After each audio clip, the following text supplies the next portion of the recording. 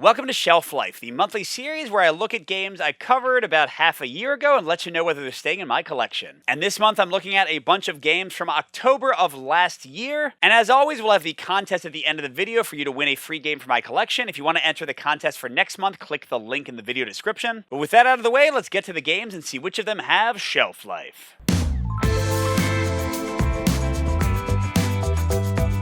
So our first matchup this month was Paint the Roses versus Valor and Villainy. And Paint the Roses, interestingly enough, just delivered 6 months ago. I covered it on crowdfunding. It was a quick turnaround. But this is a cooperative deduction game with simultaneous play. You're putting down these tiles, trying to survive the Queen of Hearts trying to chop off your head like in Alice in Wonderland. Each tile placement giving information about every player's clue card and helping all the players to deduce what they might have. And yeah, I'm kind of giving away the answer by saying that my copy just delivered, but I love this one. If my review hasn't aired for the game yet, just know that it's going to be very positive. I think it's a very family-friendly deductive game, but you can also crank up the complexity massively if you want to, so it's good for gamers deduction. So Paint the Roses is definitely a keeper. And then on the other hand, we have another crowdfunding game, definitely not delivered yet, Valor and Villainy, Ludwig's Labyrinth. And this one is a solo and cooperative dungeon crawler, sort of, but it also has like kind of legacy-ish campaign elements. And yeah, I ended up going all in on this one out of my own pocket. I adored this game. It was one of my top crowdfunding games from last year. I absolutely love it. I played it on TTS like,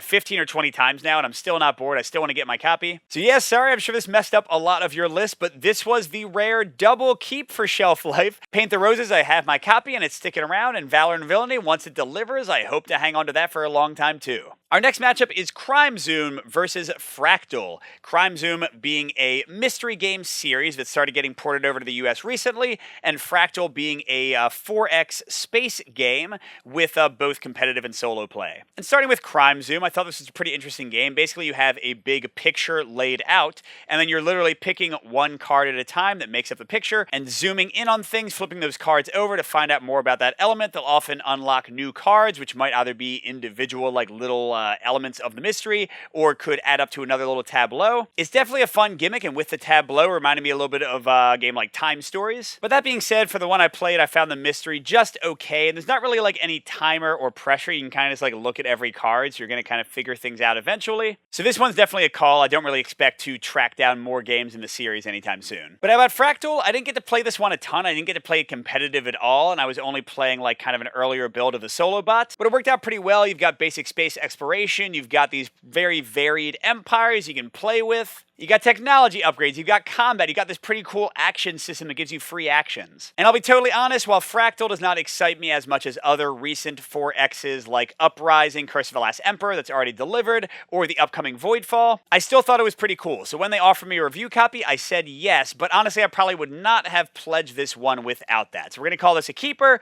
but only because of the offered review copy. So that means Fractal takes down Crime Zoom. Let's get to our next matchup. And this one's a bit of an oddball. We have Quezzle, which was a wooden puzzle crowdfunding campaign, versus Senjutsu, which is a 1-versus-1 game of samurai combat with cards, but that also has solo mode and apparently is adding a solo campaign. And starting with Quezzle, well, it's a wooden puzzle, but the cool thing is that they kind of had like little mysteries in the puzzle, and the construction itself is beautiful. The pieces, even like the prototype version I had, fit together really well. So, you know, it was a puzzle and it was pretty neat. There were some fun things to discover. But that being said, while my family had a bit of a puzzling craze during the pandemic, we're kind of moving away from that. We haven't done another puzzle in a while, so I decided not to go for this one. I didn't think it would get completed. Meanwhile, Senjutsu is a 1v1 battling game with card reveal. You each pick a card and then flip it over and see how things interact, and I already love that system in Exceed and BattleCon, to name a couple. But Senjutsu also has more complicated board placement. In solo, you can have multiple opponents trying to like flank you and stuff. The solo actually works surprisingly well. They move kind of,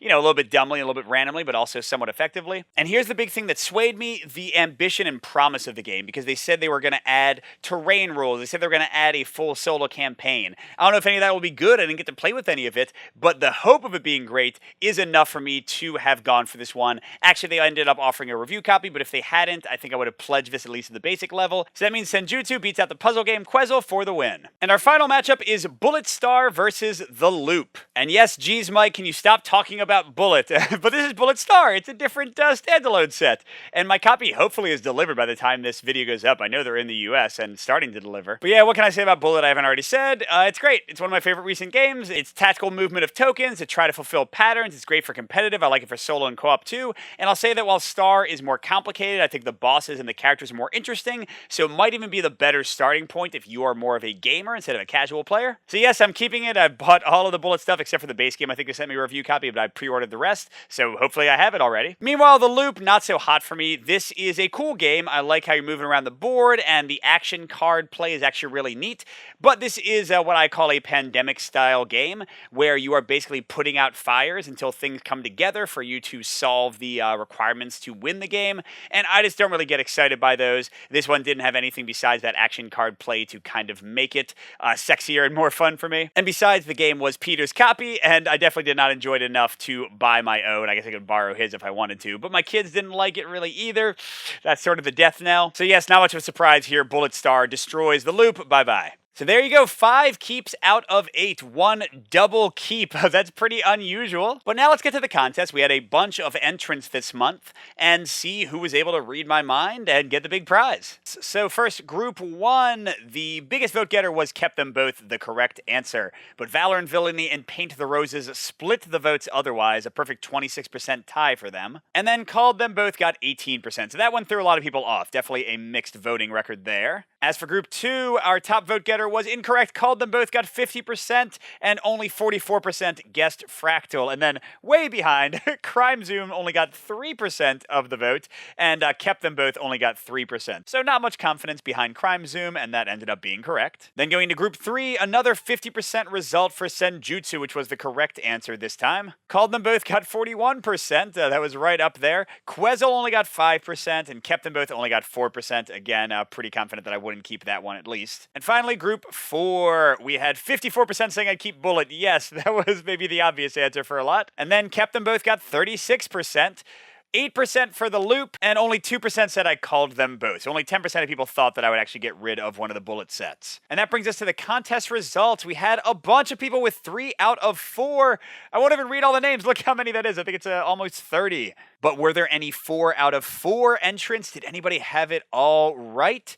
Yes, we have Brian Busha, who's won at least once in the past. We also have Rafael Pabon, who I think has won pretty recently. And a newcomer, I think, to the contest, Neil Zussman. So we've got 3 potentials. And going to our rolling, both Brian and Rafael are Patreon supporters, so we might have some repeat winners here. Neil, you are the possible candidate. I'm going to roll a d6. On a 3, Neil will win. 1, 2, 4, 5 will be Brian or Rafael. On a 6, we'll just re-roll. And here we go! Oh, a 6. Okay, let's go again. Get out of here. Roll again. And a 3. Oh, wow. Sorry, Brian. Sorry, Raphael. I really wasn't trying to jinx you, I promise. But Neil comes out of the cut, the only non-Patreon supporter in the top bracket. Neil, you are the winner, so I'll be emailing you about a free game from my collection. But thanks to everybody that entered. A great job with your guesses, everybody. Don't forget to go into the video link at the bottom, and you can guess for next month as well. And next month for June, I'll also be having my top games of the first half of the year. That should be a lot of fun. So we'll see you then. But for now, good gaming, and I'll see you at the next stop.